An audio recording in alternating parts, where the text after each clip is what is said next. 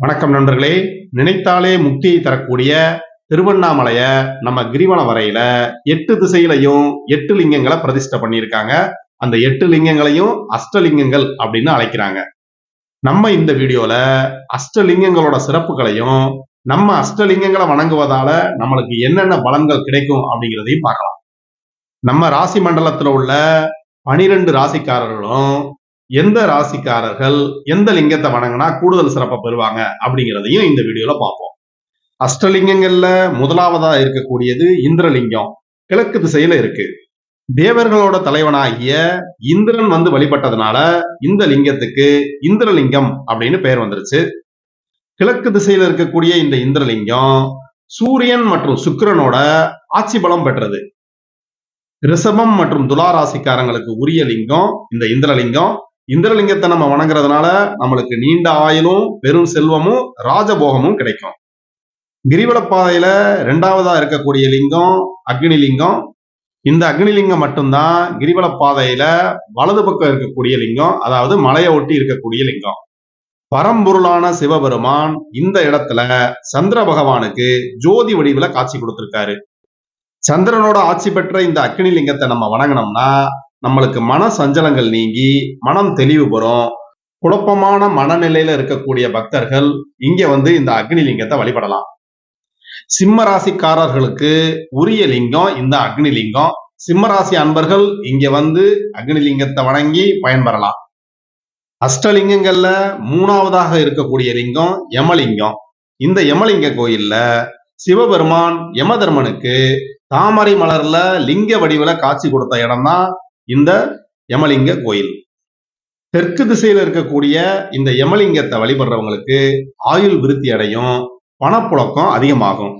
விருச்சிக ராசி இருக்கக்கூடிய அன்பர்கள் இந்த யமலிங்கத்தை வந்து வழிபட்டாங்கன்னா அவங்களுக்கு கூடுதல் சிறப்பும் பலன்களும் கிடைக்கும். கிரிவல பாதையில 4வதாக இருக்கக்கூடிய லிங்கம் நிருதி லிங்கம். இந்த நிருதி லிங்கம் தென்மேற்கு திசைக்கு அதிபதி. திருவண்ணாமலையில மலையே சிவமாக இருக்கக்கூடிய ஈசன் நிருதீஸ்வரரா நிருதி பகவானுக்கு காட்சி கொடுத்த இடம் தான் இந்த நிருதிலிங்கம். இந்த நிருதிலிங்கம் கோவில்ல வழிபடுற பக்தர்களுக்கு சுகமான வாழ்வும் குழந்தை வரமும் மன நிம்மதி புகழ் இது எல்லாமே கிடைக்கும். தென்மேற்கு திசையோட அதிபதி ராகு பகவான்.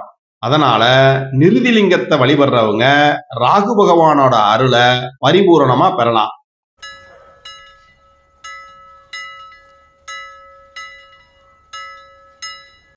மேசராசி அன்பர்களுக்கு உரியது இந்த நிருதிலிங்கம். இந்த நிருதிலிங்கத்தை வழிபட்டு மேசராசி அன்பர்கள் பலன் பெறலாம். கிரிவல பாதையில 5வதாக இருக்கக்கூடிய லிங்கம் வருணலிங்கம்.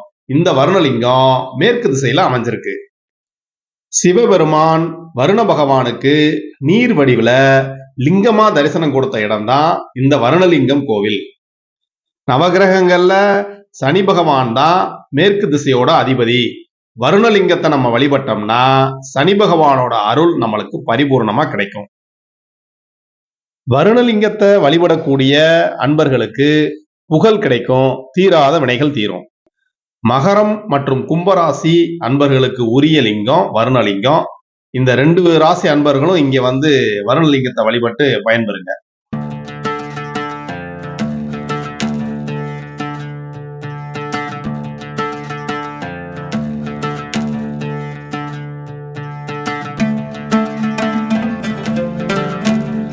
கிரிவல பாதையில உள்ள அஷ்டலிங்கங்கள்ல 6வதாக உள்ளது வாயுலிங்கம். இந்த வாயுலிங்கம் வாயு பகவானால உருவாக்கப்பட்ட லிங்கம். பஞ்சகிருத்திகா அப்படிங்கிற ஒரு தேவலோக மலர்ல வாசமாக தோன்றிய சிவபெருமான் வாயு பகவான இங்குதான் ஆட்கொண்டார் அப்படின்னு சொல்றாங்க. வடமேற்கு திசைக்கு அதிபதியான கேது பகவானோட ஆதிக்கத்துல உள்ளது இந்த வாயுலிங்கம். வாயுலிங்கத்தை வழிபட்டா கேது பகவானோட அருளை பெறலாம். வாயுலிங்கத்தை வழிபடுற அன்பர்களுக்கு சகல யோகங்களும் கிடைக்கும்.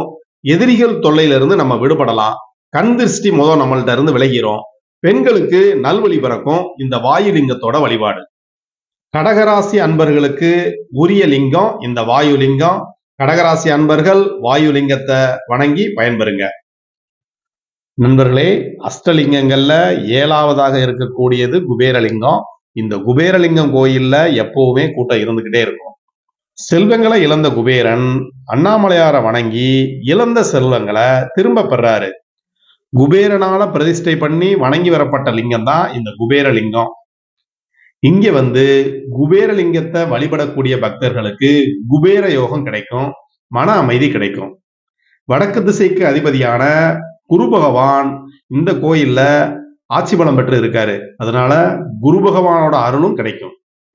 பக்தர்களோட பொருளாதார நிலை உயரும். தொழில் பண்றவங்களுக்கு அதிகமான லாபம் கிடைக்கும்.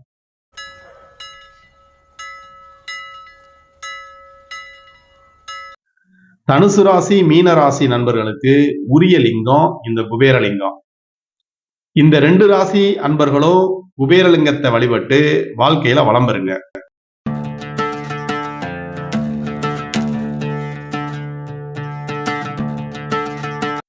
அஷ்டலிங்கங்கள்ல 8வதாக இருக்கக்கூடிய லிங்கம் ஈசானிய லிங்கம். அஷ்டலிங்கங்கள்ல கடைசி லிங்கம் இதுதான்.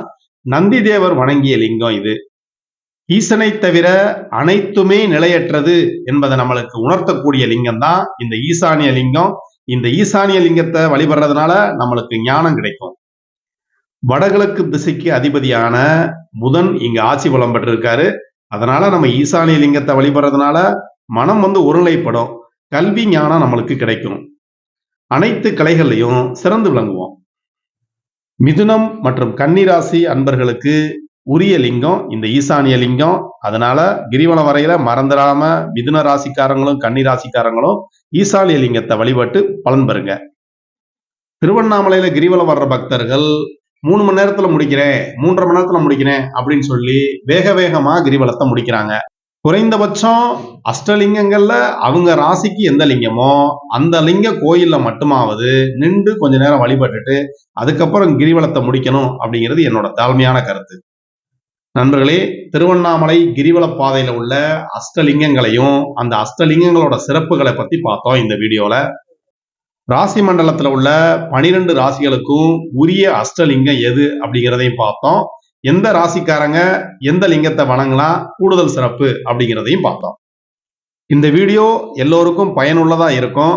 அதனால உங்களோட ஃப்ரெண்ட்ஸுக்கும் ரிலேட்டிவ்க்கும் இந்த வீடியோவை ஷேர் பண்ணுங்க. மறந்துடாம லைக் பண்ணுங்க, மறந்துடாம கமெண்ட் பண்ணுங்க வீடியோ எப்படி இருந்துச்சு அப்படின்னு.